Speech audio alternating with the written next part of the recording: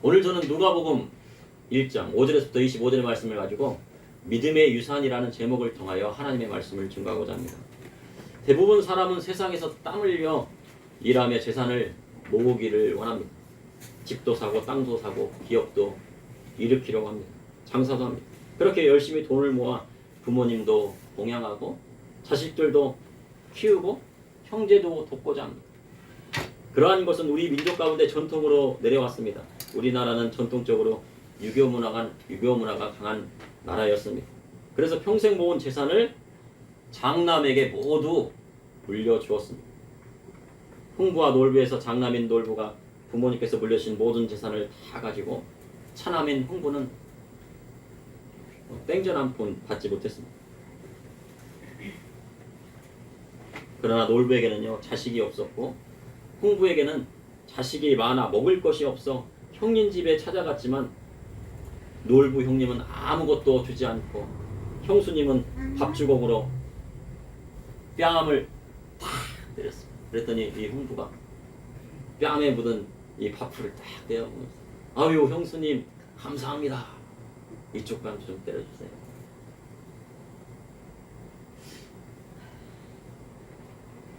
흥부와 놀부전에 대한 이야기는 이 시대의 의견들이 분분합니다. 놀부는 물려줄 자식이 없음에도 전 재산을 독차지했고 흥부의 자녀들은 몇 명이나 됐을까요? 16명이나 된다고 이야기하는데 혹자는 어떤 사람은 또 25명이라고 이야기하는 사람도 있습니다. 근데 재산 한 푼 받지 못했습니다. 현대 상속법에 따르면 이러한 분쟁이 있을 경우 소송할 경우 1대1로 나누게 되어 있다고 합니다.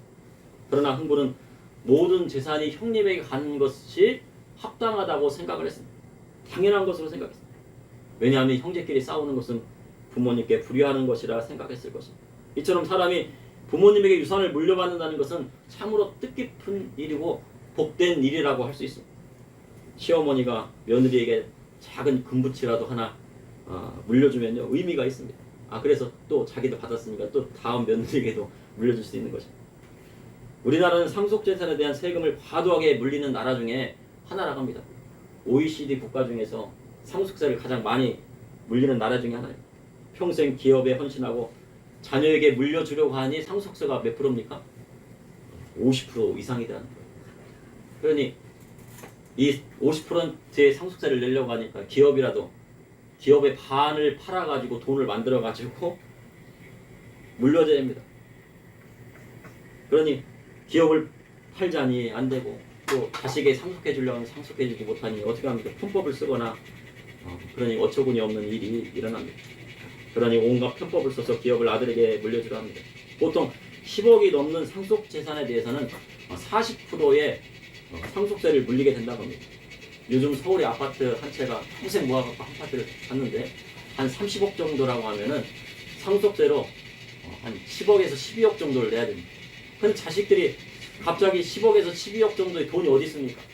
그러니까 어떻게 해야 돼요? 상속세를 내면 아파트를 팔아가지고 상속세를 내야 되는 것입니다. 그러면 갑자기 10억이라는 돈이 어떻게 나올까요? 그러니 아파트를 팔아서 세금을 내고 땅을 팔아서 세금을 내야 되는 것입니다. 하지만 성경은 재물은 조상에게 상속하니와 슬기로 나누는 여호와께로 말미암느니라고 말씀하고 있습니다. 그러니 상속이라는 것은 나쁜 것이 아닙니다. 누가 자기 재산을 상속해 준다고 하면은 나쁜 것이라고 하면 안 됩니다. 왜냐하면 성경에서는 나쁜 것이 아니라고 하고 하나님께서 원하시는 것이기 때문에 재물을 조상에게 상속받는 것은 하나님께서 원하는 것입니다.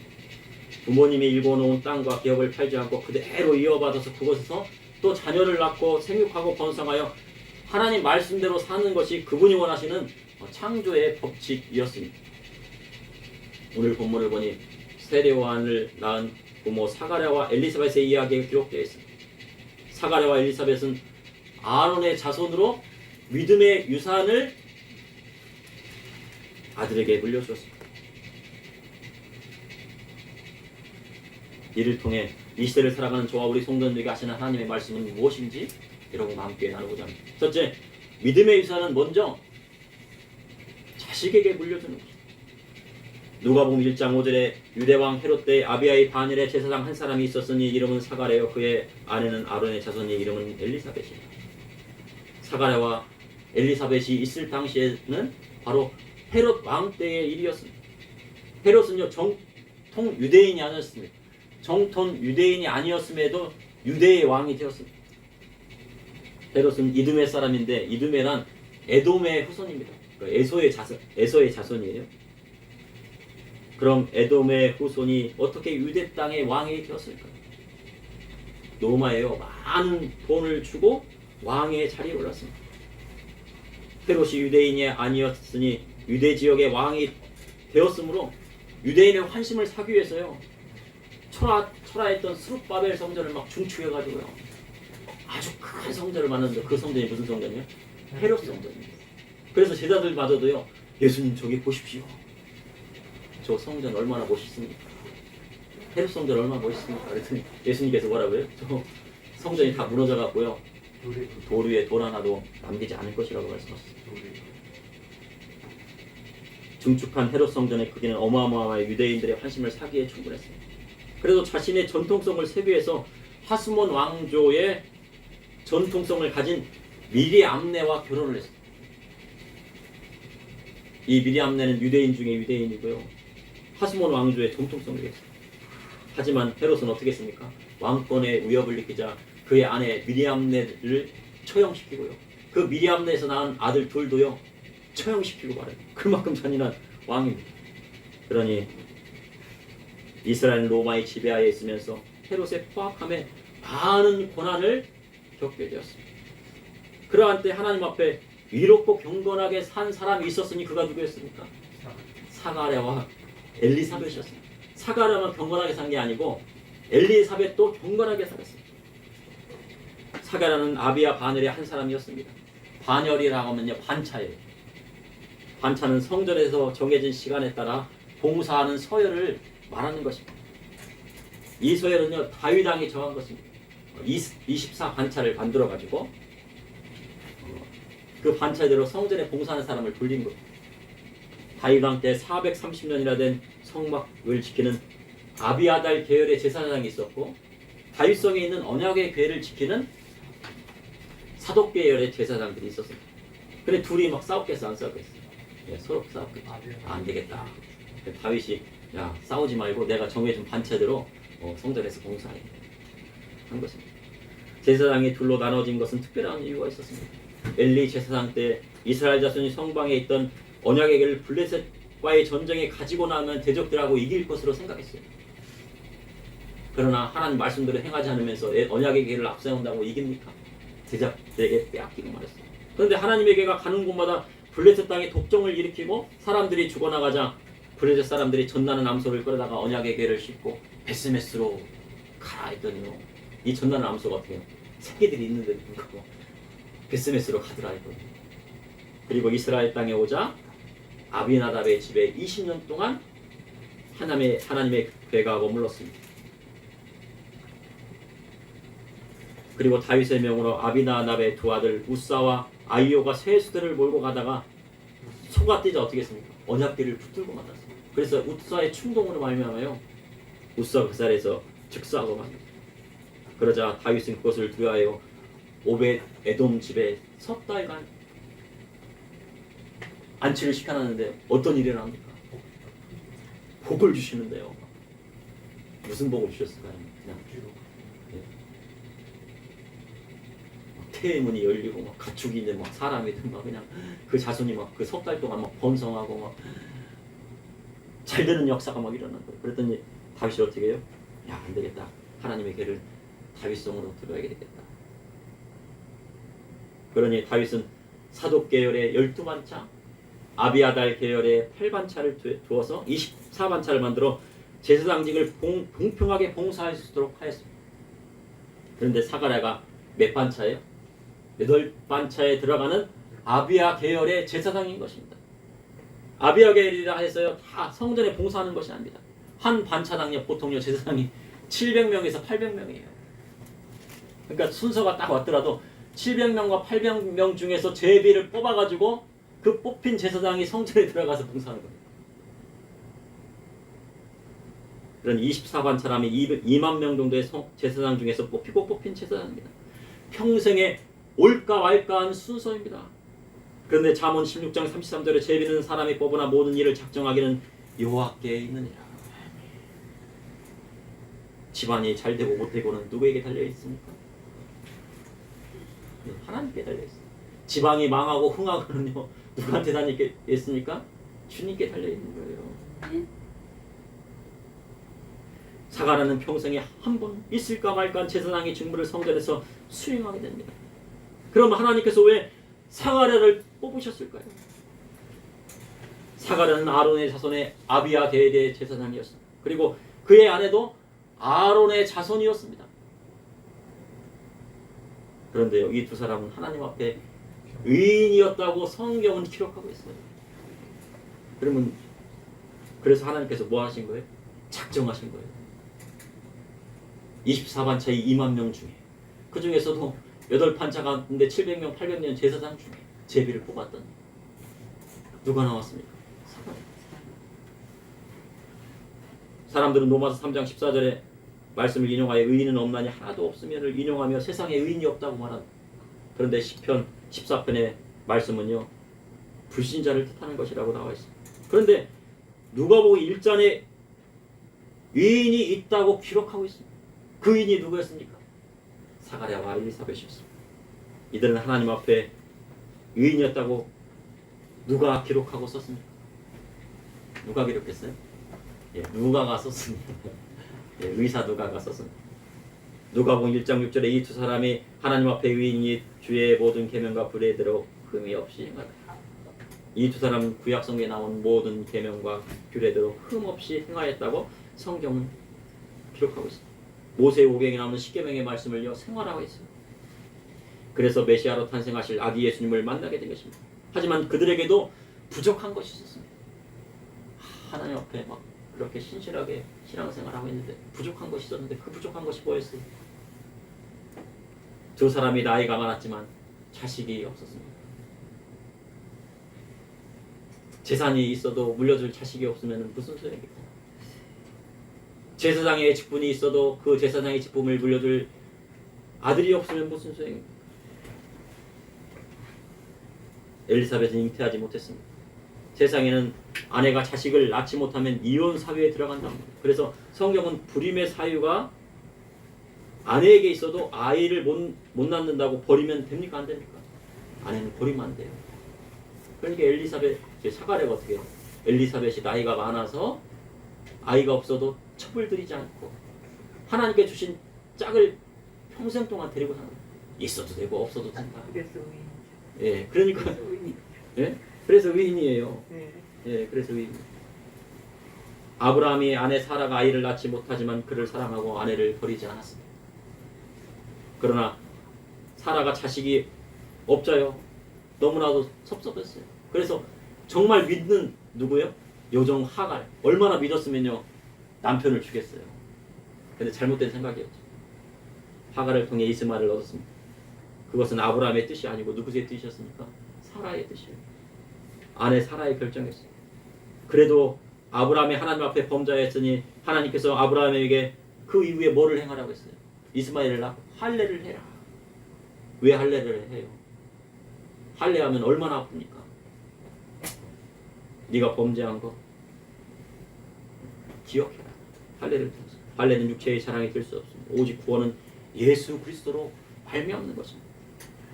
사가랴는 아직 믿음의 유산을 물려준 자식이 없었습니다. 그런데도 오직 하나님의 말씀대로 나아가고 나이 많은 아내를 버리지 않았습니다. 딸이 신앙이 좋아서 그에 합당한 짝을 못 만나 나이가 많아 걱정이라고 아무나 결혼하라고 하면 되겠습니까? 안 되겠습니까? 아무나 결혼하고 하면 안 됩니다. 하나님 말씀대로 신앙을 지켰으니 잘했다. 하늘에서 상이 크다. 그 믿음 계속 지켜라. 격려해주고 그러다가 갑자기 또 신앙 있는 사람을 딱 만났어요. 야 잘했다. 그러면 또 자식 낳아서 너의 믿음의 유산을 자식에게 물려주라 하는 것이 믿음의 집안을 세우는 일입니다. 믿음의 유산은요 세상 기준이 아니라 하나님 말씀의 기준으로 세우는 것입니다. 둘째, 믿음의 유산은 하나님 앞에 경건한 부모로부터 오는 것입니다. 저희 둘째가 요즘 찬송을 부르는 것이 낙이 되었어요. 저는 어릴 적 교회 다니지 않았습니다. 중학생이 되어야 이제 교회 다니고 신앙을 갖게 됐습니다.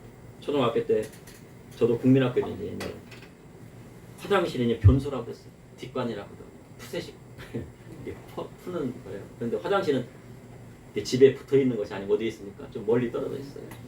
냄새 나니까. 낮에 가도 무섭습니다. 그러니까 밤에 가면 얼마나 무섭겠어요. 그래갖고 저는요 밤에 변소에 가게 되면 형님한테 좀 앞에 지켜 서 있으라고. 없으면 저라도 혼자 가갖고 애국가를 크게 불렀어요. 도맹을과 백두산이 말을 못할까. 하나님이 보호하사 우리나라 만세. 그리고 좀 무서운 게 좀 사라지더라고요. 그런데요 어느 날 저희 아들이 화장실에서 애국가를 부르더라는 거예요. 얘가요? 예, 애국가를 부르더니 또 그 다음에 또 찬송가를 또 불러요. 그래가지고 그 중에서 가장 좋아하는 찬송이 199장 나의 사랑하는 책 비록 헤어졌으나 어머니의 무릎 위에 앉아서 재미있게 듣던 말 그때 일은 지금도 내가 잊지 않고 기억합니다. 그래서 찬송 잘한다 잘했다 진짜 그랬어요. 저는 이 찬송의 내용이 너무 부러웠어요. 하나님 안 믿는 집안에서 태어나서요 이렇게 강대상에 오른 것마저도 기적입니다. 그러면서 아이가 그 찬송을 부를 때 199장의 찬송 내용처럼 하나님의 말씀을 아들에게 올바로 가르쳤는가 내 양심에게 물어봅니다. 그러면서 하나님 앞에 내 모습이 부끄럽습니다 하나님. 그런데 모든 신앙은 누구에서 옵니까? 먼저 부모님에게부터 오고 특별히 어머니의 기도와 가르침에서 오는 것입니다. 엄마는 목사님을 돕는 사람이 아닙니다.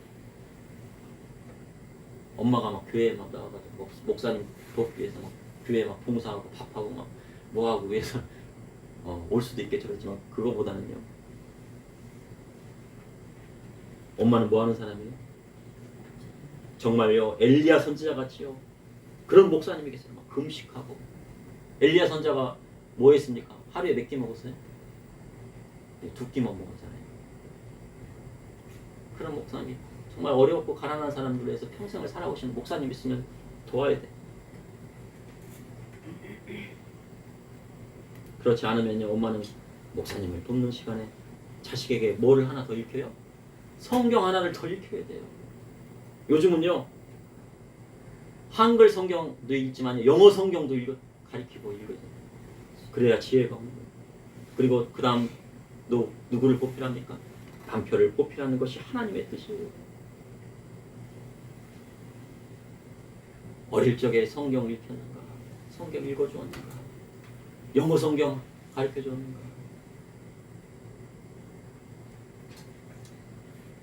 요즘 강남에는 영어 유치원이 지난 시간에 되겠지만 200만 원이에요. 한 달에. 안 믿는 사람도 그렇게 영어를 막 가르치려고 200만 원을 그래서 받던데. 강남 애들이요. 예. 서울대를 부자 애들이 많이 간대. 예, 그래갖고 차 끌고 다닌대. 예, 그래갖고요. 서울대 의대갈 보내려고요. 강남 애들 지금 초등학교 때부터 이제 의대 갈 그 준비를 하고 있어요. 중고등학교를 벌써 뗐어요. 중학교 가면은요 이제. 예. 근데 믿음의 사람들은 어떻습니까? 안 가르치잖아요. 공부도 가르쳐야 되고 하나님 말씀도 가르쳐야 돼. 할 게 많아요. 엘리야 선지자는 이스라엘의 많은 곳에서 사르밧에 있는 가난한 가보에 갔습니다. 왜 이스라엘에 많은 사람이 있는데 거기 이방 땅에 있는 사르밧에 가가지고 왜 가난한 가부의 그 조그만 떡을 막 이렇게 먹었습니까? 왜 그랬어요? 과부는 남편이 없으니 보필할 필요가 없어요. 그러니 엘리야 선지자는 그에게 작은 떡을 받아서 먹은 것입니다. 그러니 세례요한의 어머니 엘리사벳의 신앙이 정확하게 나와 있지 않지만 그렇게 기록되어 있습니다. 남다의 선한 왕 요시아 왕이 있었음에도 그의 아들 셋은 모두 하나님 보시기에 악을 행하였다고 성경은 기록하고 있습니다. 요시아 왕은 하나님 앞에 선하였다고 해도 그 세 아들의 어머니는 하나님 앞에 올바른 신앙 교육을 하지 않았기 때문입니다. 지금의 교회가 무너지는 이유가 무엇입니까? 신앙 교육이 아니라 공부만 잘하면 된다. 공부 잘했지 최고야. 공부 잘해야죠. 공부 잘하는 거 중요해요. 세상 사람들보다 공부 더 잘해야 돼요. 그래서 판사도 만들고 의사도 만들고 법관도 만들고 요즘 막 법이 얼마나 엉망입니까? 입법부에도 보내고 사법부에도 보내고 행정부에도 보내고 믿음 없어도 공부만 잘하면 된다. 부모와 공경 안 해도 공부만 잘하면 된다 가르쳤습니다. 그런데 공부 못해서는 안 됩니다. 그런데요 지금요 요즘 얼마나 취직 안 되면 서울대 나와도 취직이 안 돼요.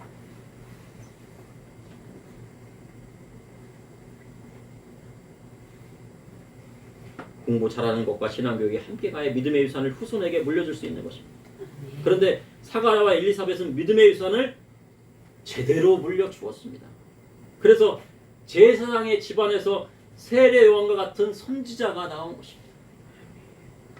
누가복음 1장 8절에 마침 사가랴가 그 반열의 차례대로 하나님 앞에서 제사장의 직분을 행할세 제사장의 전례에 따라 제비를 뽑아 주의 성전에 들어가 분향하고 사가랴가 제사장의 직분을 행하여 성전에 들어가 분향하였습니다. 모든 백성이 나오기를 바랐습니다. 하나님께 받은 메시지가 무엇인지 고대했습니다. 그런데 사가랴가 성소에 들어갔는데요. 향단 우편에 서 있는 주의 사자를 보게 된 거예요. 그래가지고 주의 사자 막 천사를 막 보니까요. 사가랴가 놀라워서 무서워합니다. 누가복음 1장 13절에 천사가 그에게 이르되 사가랴여 무서워하지 말라 너의 간구함이 들린지라 내 아내 엘리사벳이 내게 아들을 낳아주리니 그 이름을 요한이라 하라. 천사가 사가랴와 엘리사벳에게 아들을 낳을 것을 전해주었습니다. 그 이름이 바로 요한입니다. 요한이 태어남으로 사가랴와 엘리사벳이 기뻐하고 많은 사람이 기뻐하게 될 것을 전했습니다. 그러면 세례 요한에 대해서 천사가 무엇이라 증거했습니까? 그는 주 앞에 큰 자가 되고 포도주나 독주를 마시지 않고 모태로부터 성령 충만함을 받아 이스라엘 자손 주 곧 그들의 하나님께 이스라엘 자손을 주 곧 그들의 하나님께 많이 돌아오겠다고 증거합니다. 하나님 앞에 쓰임 받으려면 뭐를 끊어야 돼요? 마시지 말아야 돼. 끊는 게 아니고 독주하여 포도주를 마시지 말아야 돼. 즐기지 않은 그리고 성령 충만 그래야 사명 감당합니다. 또 17절에 다 같이 함께 하시겠습니다. 세례 요한의 사명에 대해서 17절의 말씀입니다. 그가 또 엘리야의 심령과 능력으로 주 앞에 먼저 와서 아버지의 마음을 자식에게 거르는 자를 의인의 슬기에 돌아오게 하고 주를 위하여 세운 백성을 준비하리라. 셋째, 믿음의 유산은 예수 그리스도의 복음의 말씀대로 나아갈 때 이루어지는 것입니다. 엘리야의 심령과 능력은 무엇입니까? 능력으로 엘리야가 기도하자 3년 반 동안 비가 오지 않다가 기도하니 비가 왔습니다. 엘리야가 바알과 아세라 선지자 850명과 싸워서 1대 850명과 싸워서 이겼습니다. 심령으로는 엘리야 선지자는 그리 시냇가에 까마귀가 물어다주는 떡과 고기를 먹었습니다. 금식하면서 매일 한 끼는 뭐 했습니까? 금식하고 살았습니다. 그리고 사르밧 과부가 주는 떡 조금을 먹고 사용을 했어요.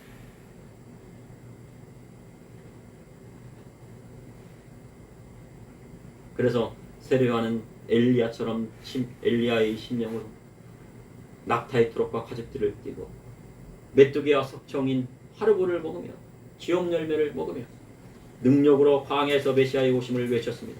세례 요한의 사역은 주 앞에 먼저 와서 그의 오실 길을 예비하는 사역이었습니다.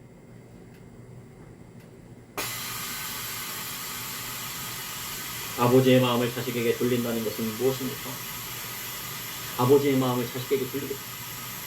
아버지의 마음이 자식에게 돌아가지 않고요. 아버지가 자식을 돌보지 않으면 어떻게 됩니까? 여자는 자식을 낳지 않습니다. 남편이 바람을 피고 하나님 말씀대로 나아가지 않으면 절대 여자는 자식을 낳지 않습니다. 그런데 세상법은요. 남편이 바람 펴도 처벌하지 않는 법을 통과시켜버렸어요. 그러니 남편도 마음 놓고 바람 펴라. 그래서 절출산의 문제는 해결되지 않는다. 누가 남자가 바람 피는데 아이를 낳겠습니까? 그런데 주의 말씀대로 회개시켜 그들이 하나님 말씀대로 살 수 있도록 돌이키는 사역이 세례 요한에게 있었다는 거예요.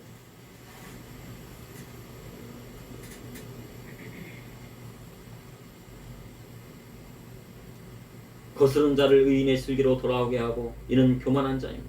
부모님이 야 공부만 잘하면 다른 것 잘 안 해도 된다. 근데 정말 그런 줄 알고요. 나중에 그래서 부모님을 봉양 안 하더라는 거예요. 어머니 공부만 잘하면 된다고 그랬잖아요. 공부 잘했잖아요. 제가 출세하면 된다고 그랬잖아요. 출세했잖아요. 근데 뭐를 안 해요? 부모님 봉양을 안 해요. 봉양을 안 하고 혼자 잘난 맛에 교만하며 삽니다. 현대사의 현대사의 공교육이 부모 공경을 가르치지 않고 효로를 가르치지 않습니다. 부모님이 잘못하면 뭐하라 그래? 야, 이 녀석아 스마트폰만 하고 막 게임만 하니까 한 대 이렇게 줘 박았어요. 그랬더니 어디에 신고해? 경찰에 신고하는 거예요. 학교에서 뭐라 그랬대요? 야, 부모님이 때리면은 경찰에 신고해라.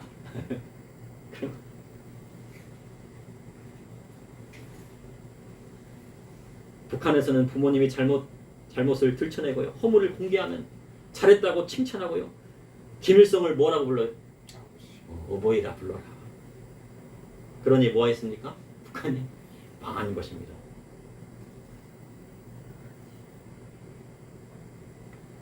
부모님을 공경하지 않고 아버지 어머니에게 아무것도 들으지 않았기 때문에.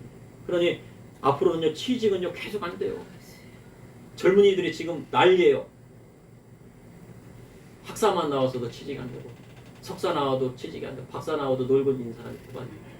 왜 취직이 안 됩니까? 앞으로는요 10년 20년은 취직이 안 돼요.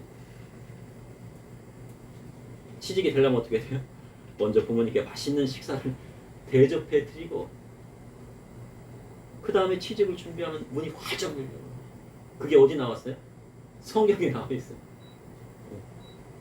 그래야 비로소 땅에서의 축복도 열리게 되는 건데요. 그 축복을 알지 못하더라고요. 청년들이요. 천사는 세례요한의 사명이 주를 위하여 세운 백성을 준비하리라 하셨습니다. 주를 위하여 세운 백성은 예수님을 믿는 그리스도인을 말합니다. 그러니 예수님 믿으려면 먼저 세례요한의 회개의 방식대로 회개하고 예수님 믿어야 됩니다. 그리하여야 주를 위하여 세운 백성이 되는 것입니다. 회개도 안 하고 예수님 믿는다고 하면 자신을 속이는 것입니다. 세례요한이 첫 번째 외친 것이 무엇입니까?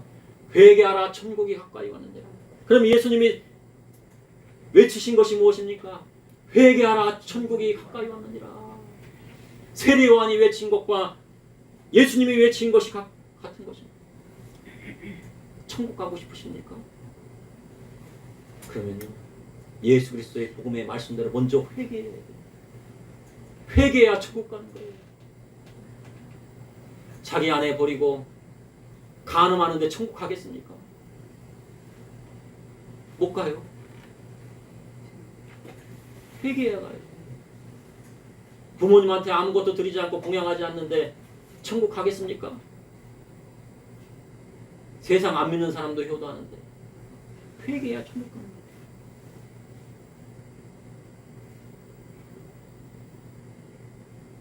그러니 세례요한은 메시아 오실 길을 예비한 선지자입니다. 그는 흥하여야 되고 나는 쇠하여야 된다. 주의 종이 어떤 사람입니까? 나는 낮아지고 겸손해지고 오직 하나님의 영광만을 위하여 살겠다 하는 사람이 주의 종이 되는 거죠. 저도 부끄럽습니다. 제가 그 말씀을 여기 선포하면서도 제가 부끄러워요. 사가라는 천사가 전한 말을 믿지 않았습니다. 인간적으로 엘리사벳은 너무 나이가 많고요. 늙었어요. 자기가 보게 돼요. 엘리사벳이 저런 노인이 되어서 어떻게 아기를 낳을 수 있을까? 가브리엘 천사가 믿지 않는 사가랴에게 이 일을 이루는 날까지 말을 못하게 되리라 하니 정말 세례요한이 태어나 서판에 요한이라고 탁 쓰니까 어떻게 됐어요? 할 때까지요 말 못하는 봉어리가 되었어요. 그리고 서판에 요한이라 딱 쓰고 순종을 하니까 어떻게 된 거예요? 하나님 말씀에 말문이 딱 돼요. 사람은 때로는 천사가 말하는 것이라고 이라도 하나님께서 역사하신 일이라도 믿지 못할 때가 있습니다. 그래야 할 때 믿음의 사람에게 표적을 보여줄 때가 있습니다. 지금 믿지 못하니 표적을 통해서도 믿으라 하신 것입니다. 백성들이 제사장에 나오기를 기다립니다. 그런데 사가랴가 지체함을 보고 이상히 여겼습니다. 밖에 나와 말을 못하니 성전 안에서 환상을 본 줄 알았다고 성경은 기록하고 있습니다. 그래서 몸짓으로 뜻을 표하고 그냥 말 못하는 대로 있습니다. 그리고 그 직무의 날이 다 되어 집으로 돌아갑니다. 그리고 이후에 기적 같은 일이 일어납니다. 엘리사벳이 잉태하였는데 나이가 많아 부끄러워 임신한 사실을 5살 동안 숨깁니다.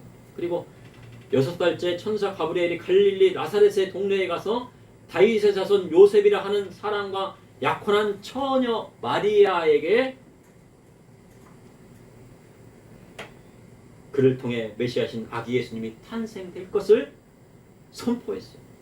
전했습니다. 그리고 엘리사벳과 마리아의 극적인 만남이 이루어졌습니다. 엘리사벳과 동정녀 마리아의 공통점은 무엇입니까? 이들은요 다 하나님을 앞에 경건하고 신실한 사람이었단 말이에요. 시골 처녀,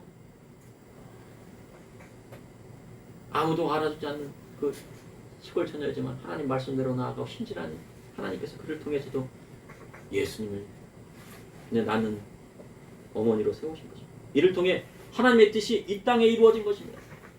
누가복음 11장 17절에 28절에 이 말씀을 하실 때 무리 중에 한 여자가 음성을 높여 이르되 당신의 벤태와 당신을 먹인 젖이 복이 있나이다. 예수께서 이르시되 오히려 하나님의 말씀을 듣고 행하는 자가 복이 있느니라. 세상에 예수님을 믿는다고 말하는 사람은 많습니다. 그러나 그분의 뜻대로 사는 사람이 많지 않습니다. 교회 다니는 사람은 많습니다. 그러나 그리스도의 복음의 말씀대로 사는 사람이 적습니다. 그런데 하나님의 말씀을 듣고 행하는 자가 복이 있다고 주님 말씀하셨습니다. 집안이 잘 되는 것은 누가 하셔야 돼요? 네. 하나님이 하셔야 돼요. 나라가 잘 사는 것은 누가 하셔야 됩니까? 근데 네, 하나님께서 하셔야 돼요. 근데 옛날에 고종은 어떻게 했어요? 야, 당백전을 막 찍어내, 돈을 막 찍어내서 궁을 지으면 나라의 지도자들 뭐예요? 야, 백성이들이 어려우니까 그냥 돈을 막 찍어내, 나눠줘. 그럼 어떻게 돼? 나라가 빚지게 돼 있어. 돈은 어떻게 나오는 겁니까? 땀 흘려서 일해야지 돈이 생기는 거예요. 근데 돈만 막 찍어내면 어떻게 됩니까? 빚이 오고요. 빚이 막 늘어나면 심각한 인플레이션이 오게 되게. 그런데 나라의 경제가 살고 죽는 것은 누구에게 있는 거예요? 하나님께 달려 있는 거예요. 경제가 살아나는 것도 하나님이 하셔야 됩니다. 믿음의 유산을 물려주는 것, 그분의 말씀대로 살아가야 이루어지는 것입니다. 그러므로 신앙의 유산은 자식에게 물려주고 후손들에게 물려주어야 합니다. 그런데 믿음의 유산은 하나님 앞에 경건한 풍부로부터 오는 것입니다. 그러니 믿음의 유산은 예수 그리스도의 복음의 말씀대로 나아갈 때 이루어지는 것입니다. 잠시 기도하시겠습니다. 사랑해 주님, 오늘도 감사합니다. 주님의 사랑과 은혜로 이렇게 주님 앞에 나왔사오니 은혜 베풀어 주시고 아버지 2023년도의 마지막 아버지 한 달 주님 뜻대로 살아가게 해주시고 사가랴와 엘리사벳처럼 경건하게 주님 앞에 나아가게 해주시고 정결하게 나아가게 해주시고 예수 그리스도의 복음의 말씀대로 살아갈 수 있도록 저와 우리 성도님들 이끌어 주시옵소서. 예수님 이름으로 기도합니다.